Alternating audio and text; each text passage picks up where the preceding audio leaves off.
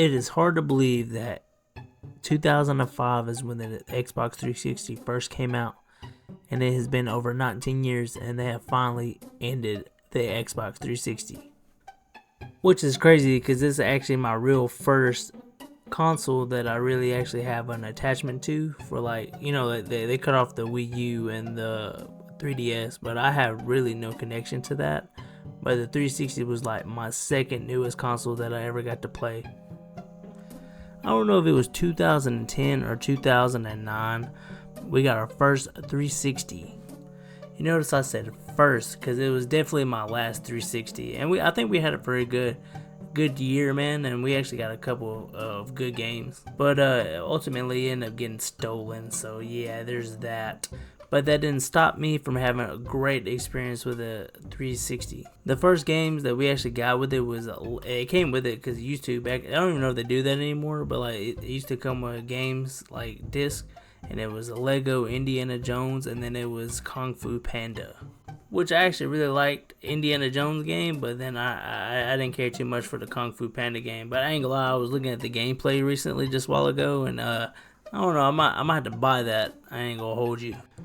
And it's sad to say that actually, I mean, other than Halo 3, I actually don't have no connection to the Xbox 360 only games on there. Most of the games I played was like third-party games that are already on other systems too. In my personal opinion, I feel like playing games on the 360 was way more superior to the PS3, and the whole reason I feel that way because you could literally burn your disc to your Xbox 360 hard drive and then play the song as you're playing the game you want to play. I have so much nostalgia for that, especially for Day and Night. Around the time that Day and Night came out, there was a remix with Jim Jones, and we had a burnt CD that we burnt to our hard drive, and I used to listen to that all the time. And every time I hear Day and Night by Kid Cudi, it takes me back, bro. The Xbox 360 experience, it was just unmatched at the time. Now everything's kind of on the same level now, but like the 360 was unmatched, man. You could play online with people, which I know you could do with the PS3, man, but like you had games like Fable, you could play with your homeboy and join your world and stuff. I love that. I forgot that Fable was a Xbox exclusive, and I have so much nostalgia for Fable 1 and 2, and 3 as well, but not as much as I do for 1 and 2. 1 and 2 were golden in my eyes. Which I guess I should get to the games that I played that I mostly got to play. The first game I ever played obviously was the Kung Fu Panda and Lego game, Indiana Jones. And the first real game I was truly excited for, and it's not an Xbox exclusive, it's a third-party game, but like and the hype for the game was freaking insane, and that was GTA 4. And I will never forget the day of going to GameStop and getting that game, because I ain't gonna lie, my dad was chill AF, bro. Because the guy was doing his job at GameStop, and he was trying to talk about, he go, do you know that there is drugs, sexual consonant in here? And my dad's like, just waving his hands like, yeah, come on.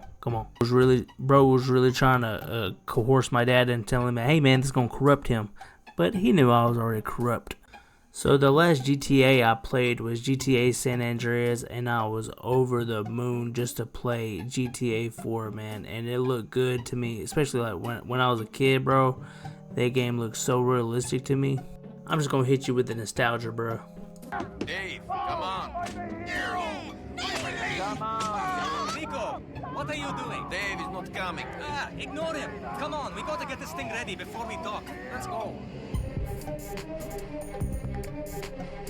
Here, pass me that. The first time I ever seen this, man, I was like, this is like movie quality, and we have jumped so far from games, man. It looked just like a movie. But looking at it now, man, it looks kind of aged now. But man, at the time, man, it looked like pure cinematic gold. Man, I burned so many hours playing this game when I was a kid, man. I stayed up so, like, my summer was like 85% GTA 4, man. But I really didn't get to play that many games when I had my 360 because we only had it for a year. But like the other game that I remember my friend having was Tony Hawk Project 8, and he let me borrow it for like 3 months. And then the only thing my life consisted of was Tony Hawk Project 8. Susie Stone reporting live with Tony Hawk. So, what brings you here today? I just came to town because the word on the street is that this place is loaded with undiscovered skate talent. I'm putting together an amazing new skate team. The best 8 skaters that can out-rip, out-shred, and outdo all the others will be the lucky few who make it onto my new venture, Project 8.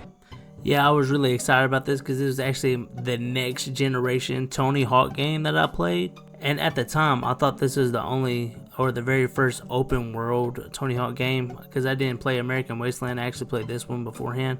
But man, I like how the world is connected, and then they got like the create your own trick mode, which I thought was pretty cool for the time. And then they had the online that I played a few times with us. I got a lot of nostalgia for this game. It's actually one of my favorite Tony Hawk games next to American Wasteland, to be honest. So these was actually the only full games I really got to play before my 360 got stolen. Now, and the reason I said full games because I used to play the crap out of the demo games they had on there. They used to have a whole bunch. They had like Crackdown, Skate 2, and Dead Rising demo. And I used to play those just obviously because they're free. And then we couldn't really play any new games for real because, you know, we didn't really have the money. I was fortunate enough to get a 360, but that wouldn't last long because it got stolen a little while later.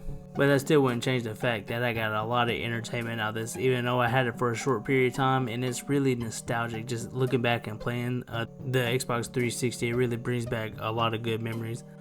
Like, for instance, the Skate 2 demo, I didn't really even get to play that game until like I was like 18, where I could finally get me a PS3 and actually buy a copy of Skate 2, even though the game was old at the time.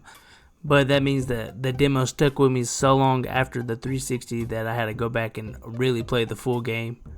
Especially, this is like the series I feel like that destroyed Tony Hawk, man. This is like the most realistic skating game when it came out. And when I played the demo, man, my mom was blown. And me and my brother used to take turns playing the 2-player mode. And you can play the Hall of Meat.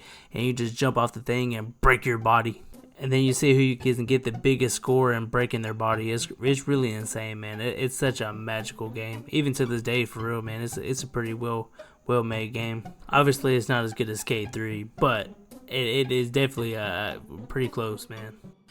Nothing will hold the candle to the magic that the 360 held when it first came out, man. It was truly an anomaly system, especially it was only the Xbox's second console, and it done so well in that generation. And it's truly a legendary console, and it's sad that you gotta see it go. Let me know in the comment what your favorite memory with the 360 was, and until then, I'll see you in the next video. Do you know the way? That's about the murder shit. Do you know the way? Do you know the way? Do you know the way? Do you know the way? Oh, still watching? Well, like and subscribe. I'll see you in the next video. Do you know the way? Do you know the way?